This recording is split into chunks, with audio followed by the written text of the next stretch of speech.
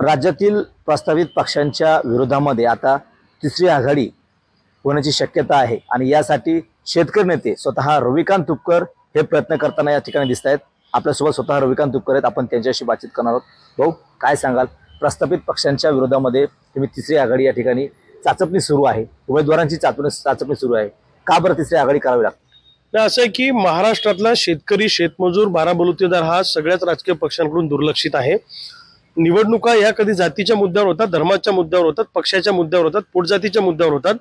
मला असं वाटतं बाकी जाती धर्माची जशी वोट बँक आहे, जशी पक्षाची वोट बँक आहे, तशी शेतकऱ्यांची आणि शेतमजुरांची पण एक वोट बँक असली पाहिजे। आणि जोपर्यंत पॉलिटिकल वोट बँक होत नाही शेतकरी शेतमजुरांची, तोपर्यंत कोणताही राजकीय पक्ष शेतकऱ्यांची दखल घेत नाही। आमच्या वाट्याला फक्त विरोधी पक्ष असतो, तो पक्ष सत्तेत गेला की आम्हाला विसरून जातो, आणि जो विरोधी पक्ष देतो तेव्हा तो शेतकऱ्याच्या नावाने गळे काढतो। पण आमचं असं म्हणणं आहे की आज महाराष्ट्रातला शेतकरी अडचणीत आहे।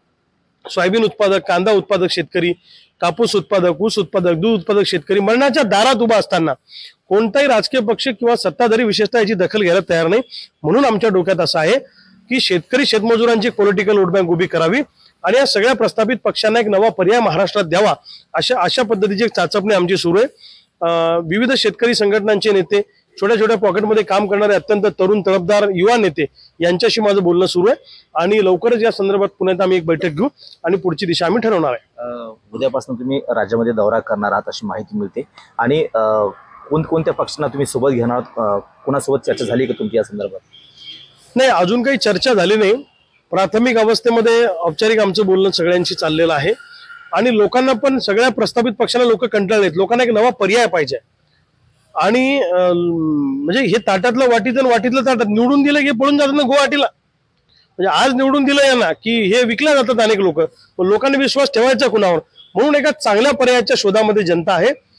तशी दर पंचवार्षिकला 10-12 आमदार अपक्ष निवडून येतात, आम्ही वेगळे वेगळे लढतो अनेक जण। ही सगळी ताकद जर एका ठिकाणी आली तर एक चांगला पर्याय उभा होऊ शकतो महाराष्ट्रामध्ये। प्रहारचे बच्चू कडूंनी सुद्धा तिसऱ्या आघाडी संदर्भामध्ये बोलले होते, तुमची चर्चा झाली त्यांच्यासोबत? आणखी कोण कोण सोबत येणार त्यासोबत? नाही, बच्चू भाऊंच्या वाढदिवसाच्या निमित्तानं त्यांची भेट झाली, त्यावेळी ते म्हणले तुमच्या डोक्यात काय? मी सांगितलं की असं एक चांगला फ्रंट आपण उभा करू शकतो। ते म्हणले माझ्याही डोक्यात आहे। एवढी प्राथमिक चर्चा झाली, पुढे काही त्याच्याबद्दल चर्चा झाली नाही। पण मी ऑलरेडी 2 महिन्यापूर्वी साताऱ्यामध्ये बोललो होतो की राज्याचा दौरा करून विविध भागात काम करणाऱ्या सगळ्या तरुण पोरांना एकत्रित करून एक वेगळं काही करता येईल का, असं माझ्याही मनात आहे आणि त्यांच्याही मनात आहे। काय त्याच्यातून निघतं बघू। पण मी आता उद्या लातूर पासून दौऱ्याची सुरुवात करणार आहे। मी लातूरला जाणार आहे, औशाला एक मोर्चा आहे, कार्यकर्त्यांशी पदाधिकाऱ्यांशी बोलणार आहे, मग सोलापूरला जाणार आहे। मी विविध जिल्ह्यांमध्ये जाऊन त्या ठिकाणी कार्यकर्त्यांशी पदाधिकाऱ्यांशी बोलून कुठे कुठे आपल्याला प्रभावी उमेदवार उभे करता येतील या दृष्टीनं पुढची आमची तयारी चाललेली आहे। आणि आम आदमी पक्षानं जेव्हा दिल्लीमध्ये 3 वेळा सरकार आणलं सगळ्या प्रस्थापितांना नाकारून, पंजाबमध्ये एक हाती सत्ता आणली, तर महाराष्ट्रामध्ये हा प्रयोग सक्सेस होणार नाही असं म्हणण्याचं काही कारण नाही। मला असं वाटतं की क्रिकेटमध्ये आणि राजकारणामध्ये काही होऊ शकतं। त्या सूर्यानं जशी कॅच घेतली आणि टर्निंग पॉईंट ठरला आणि गेलेली मॅच भारताला आणली, अमेरिकेसारखा नवीन संघ सुद्धा चांगला क्रिकेट ताकदीनं खेळला यावेळेला। त्यामुळं राजकारणात काही होऊ शकतं असं म्हणण्याचं कारण नाही। आणि प्रस्तावित पक्षांनी काय ठेका घेतला काय? आमच्यावर आरोप करता वोट ऑफ डिवायडेशनचा, मग तिथे सांगलीला तर महाविकास आघाडीच्या उमेदवाराचं डिपॉझिट जप्त झालं, 60,000 मतं मिळाले त्यांना। कोणी वोट ऑफ डिवायडेशन केलं? त्यामुळे प्रस्तावित पक्षांनाच मतं मिळतात आणि स्वतंत्रपणाने तयारी करणाऱ्या लोकांना मतं मिळत नाही असं म्हणण्याचं काही कारण नाही। मी सुद्धा 2.5 लाख मतं घेतली नाही, तर मी टफ फाईट दिली विद्यमान खासदारांना। त्यामुळं महाराष्ट्रामध्ये एक चांगला पर्याय उभं करण्याच्या दृष्टीने आमची चाचपणी चालू आहे आणि मला वाटतं याला सकारात्मक प्रतिसाद अनेक नेते मंडळी देत आहेत। तिसऱ्या आघाडीच्या माध्यमातून मतविभाजन होऊ शकते किंवा मतविभाजनासाठी तुम्ही तिसरी आघाडी तयार करतायत आणि तुमची ही बी टीम असणार आहे असा सुद्धा एक चर्चा सुरू आहे। अजून तर काही उभंच झालं नाही तर लगेच सुरू झालं का? काय झालंय, चळवळीतले लोक सभागृहात येऊ नये, मेरिट असणारे लोक राजकारणात चालत नाही अशी प्रस्थापित नेत्यांची भावना आहे। इनसिक्युअर असतात हे लोक, असुरक्षित असतात, त्यामुळे यांना असं वाटतं की नवीन कोणी आलं नाही पाहिजे, म्हणजे त्यांच्याबरोबर गेलं तर आम्ही चांगले आणि कुणाबरोबर आम्ही गेलो नाही तर मग आम्ही वाईट, असं कसं काय असू शकतं?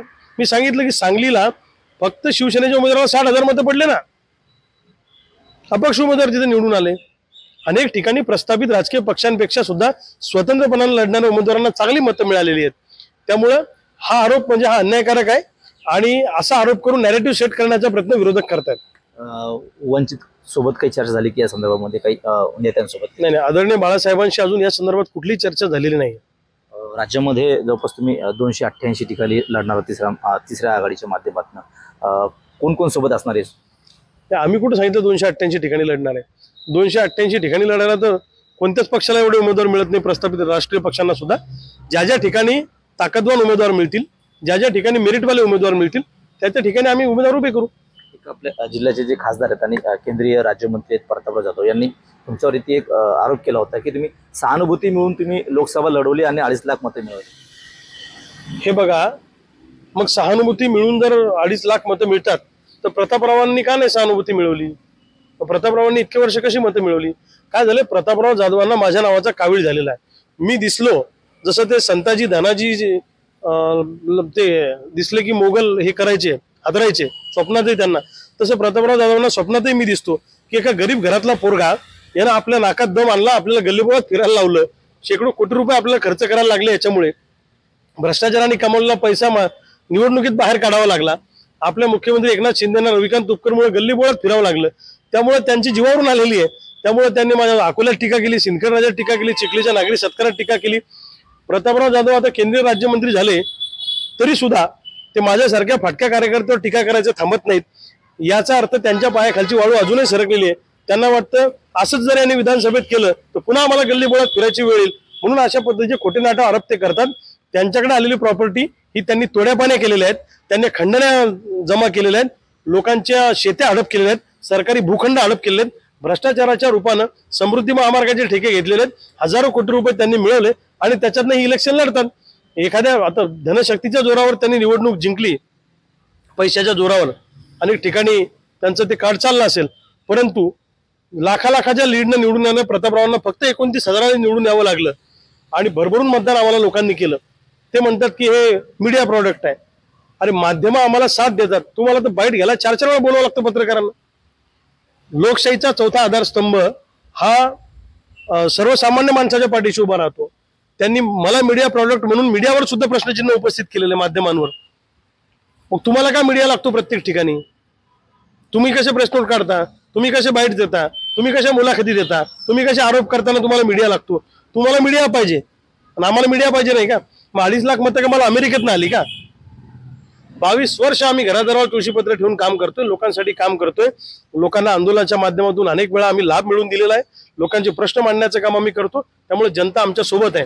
आणि आज नाही, आता समजा हे म्हणतात सहानुभूतीने मतं मिळवली, 50,000 लोक आमच्या मोर्चाला कसे काय येतात? अनेक वर्षापासून येतात. मुंबईला जाऊन आम्ही हजारो लोक घेऊन आंदोलन केलं, नागपूरला जाऊन आम्ही हजारो लोक घेऊन आंदोलन केलं. खिशातले पैसे खर्च करून काम करणारी फौज जर कुणाजवळ असेल तर ती आमच्या सोबत आहे. यांनी पैसे देऊन सुद्धा लोक यांच्या घरात बसायला तयार नाही. यांच्या नागरी सत्कारात 200-300 लोक असतात. यांच्या मंत्रिपदाचा आणि खासदारकीचा कोणाला आनंद नाहीये. जिनके घर शीशो के होते दुसरों के घर के ऊपर पत्थर नाही फेका करते. प्रतापराव जाधवांनी माझ्यावर टीका करायचं थांबलं नाही तर त्यांचं सगळी कुंडली मी बाहेर काढणार. ज्यावेळेला तुम्ही विधानसभा लढण्याची घोषणा केली बुलढाणा जिल्ह्यातल्या 6 विधानसभा मतदारसंघामध्ये, प्रतापराव जाधव असंही म्हणतात की तुपकरांनी उमेदवार उभे करून दाखवा, हिंमत असेल तर उमेदवार उभे करून दाखवावे, बघू त्यांना किती मतदान पडते. मग ते लोकसभेच्या वेळेला पण असंच म्हणायचे ना, रविकांत तुपकरनी उभं राहून दाखवावं, रविकांत तुपकर उभाच राहणार नाही. फॉर्म भरल्यावर म्हणले हा फॉर्म विड्रॉल करणार आहे, मग म्हणले पेटी बंद करणार आहे, आणि मग म्हणले काय याला 10-20 मतं पडतील, मग म्हणले 50,000 पडतील. म्हणजे जेव्हा 2.5 लाख मतदान घेतलं तेव्हा म्हणजे शेतकऱ्याची सहानुभूती यांना मिळाली. म्हणजे त्यांचं काय, त्यांचे सगळे स्टेटमेंट काढून आज एक बोलतात, उद्या एक बोलतात, परवा एक बोलतात. आम्ही उमेदवार उभेच करणार आहे. चॅलेंज काय द्यायचा विषय त्यात? रविकांत तुपकरांनी मी म्हटलं लोकसभा लढणार आहे तर मी लढलो आणि यांच्या नाकात दम आणला, यांचा मेकअप उतरवला, यांना पळताबोई थोडी केली. मग यांना लोकसभेतही माझ्यावरच टीका करावी लागली, मुख्यमंत्र्यांपासून सगळ्यांना. आताही मंत्री झाल्यावर माझ्यावरच टीका करतात. महाविकास आघाडीच्या विरोधात ते टीका करत नाही, उमेदवारांच्या विरोधात जे लढले ते टीका माझ्यावर. 21 उमेदवार होते, बाकीच्यांवर टीका नाही करत, ते माझ्यावर टीका करतात. याचा अर्थ मी दखलपात्र माणूस आहे. जर मी दखलपात्र नसतो त्यांनी माझ्यावर टीकाच केली नसती. त्यामुळे प्रतापराव जाधवांच्या टीकेला मी गंभीर घेत नाही. त्यांना दुःख काय की मी केंद्रीय मंत्री झालो तरी लोकांमध्ये आनंद नाही. कोणत्या गावात फटाके फुटले नाही, कुठं गुलाल उधळला नाही. त्यांचेच कार्यकर्ते येतात, लाभार्थी, ते सांगतात सत्कार घ्या, असं जबरदस्तीने कार्यक्रम सुरू आहे. अहो, एखादा बुलढाणा जिल्ह्यातला कोणताही माणूस केंद्रीय राज्यमंत्री झाला असता तर अख्ख्या बुलढाणा जिल्ह्यात गावागावात गुलाल उधळला गेला असता. ते जनतेच्या मनातले खासदार नाहीयेत. कुठंतरी या सगळ्या जुगाड लावून ते त्या ठिकाणी निवडून आलेले आहेत. वाढीव मतदान त्या ठिकाणी, बोगस मतदान त्यांनी करून घेतलं आणि त्याच्यामुळे ते निवडून आले. त्यांचा विजय आणि त्यांचं केंद्रीय राज्यमंत्री पण या जिल्ह्यातल्या जनतेला मान्य नाही. शेवटचा प्रश्न आहे, तिसऱ्या आघाडीचा हा जो फॅक्टर आहे हा कितपत यशस्वी असं वाटतं तुम्हाला? का होणार नाही? याच्या आधी सुद्धा रिडालोचा प्रयोग झाला होता 2009ला, तेव्हा 12-14 लोक निवडून आले होते. असं काही नाहीये. याच्या आधी महाराष्ट्रात असे अनेक प्रयोग झालेले आहेत आणि त्याला चांगलं यश मिळालेलं आहे. लोक प्रस्थापितांना कंटाळलेत. एक नव्या पर्यायाच्या शोधात चाचपणी आम्ही करतो आहे. लोकांची जनमत जाणून घेतो आहे. सगळ्या विविध छोट्या मोठ्या नेत्यांशी बोलतो आहे चळवळीतल्या. त्याच्यातनं एक काहीतरी मार्ग निघेल चांगला. नक्कीच. तर हे होते शेतकरी नेते रविकांत तुपकर. कॅमेरामन निलेश देशमुखसह गणेश सोळंकी, TV9 मराठी, बुलढाणा.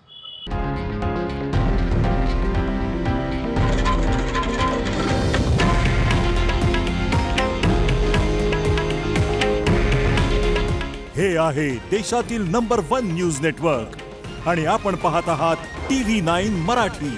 काळजी तुमची, हित महाराष्ट्राचं.